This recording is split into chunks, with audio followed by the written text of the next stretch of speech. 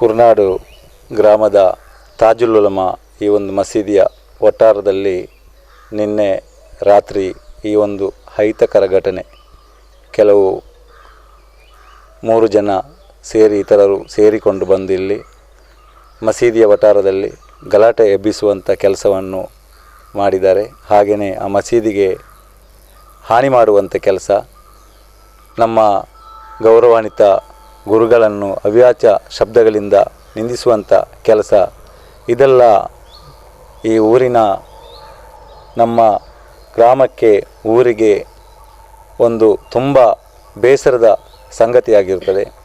ಇವತ್ತು ನಾವು ಕುರ್ನಾಡು ಗ್ರಾಮದಲ್ಲಿ ನಾವು ಅನ್ಯೋನ್ಯತೆ, ಪ್ರೀತಿ, ವಿಶ್ವಾಸದಲ್ಲಿ ಬಾಳುವಂಥ ಈ ಸಮಯದಲ್ಲಿ ನಮಗೆ ಇಂಥ ಒಂದು ಅಹಿತಕರ ಘಟನೆ ನಮಗೆ ಇದು ತುಂಬ ಬೇಸರದ ಸಂಗತಿಯಾಗಿದೆ. ಆದ ಕಾರಣ ರಾತ್ರಿ ಪೊಲೀಸ್ ಇಲಾಖೆಯವರು ಆದಷ್ಟು ಬೇಗ ಅವರನ್ನು ಹಿಡಿದು ಶಿಕ್ಷಿಸುವಂಥ ಕೆಲಸ ಇವತ್ತು ಮಾಡಿದ್ದಾರೆ. ಅದಕ್ಕೂ ನಾನು ಪೊಲೀಸ್ ಇಲಾಖೆಗೆ ಪ್ರತ್ಯೇಕವಾಗಿ ನಾನು ಅಭಿನಂದನೆಯನ್ನು ಸಲ್ಲಿಸ್ತೇನೆ. ಹಾಗೆಯೇ ಅವರಿಗೆ ಏನು ತಪ್ಪಿತಸ್ಥರಿದ್ದಾರೆ ಅವರಿಗೆ ಸೂಕ್ತ ಕ್ರಮ, ಅವರಿಗೆ ಶಿಕ್ಷೆಯನ್ನು ಒದಗಿಸಬೇಕು. ಅವರಿಗೆ ಯಾರೇ ಆಗಲಿ, ಎಷ್ಟು ಪ್ರಭಾವಿಗಳಾಗಿದ್ದರೂ ಕೂಡ ಅವರಿಗೆ ಶಿಕ್ಷೆಯನ್ನು ಕೊಡಬೇಕು.